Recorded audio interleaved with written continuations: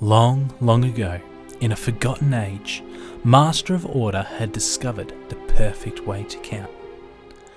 All he had to do was say how many tens and how many more. 5 tens 3, 4 tens 5, 2 tens 9. Simple names for every number.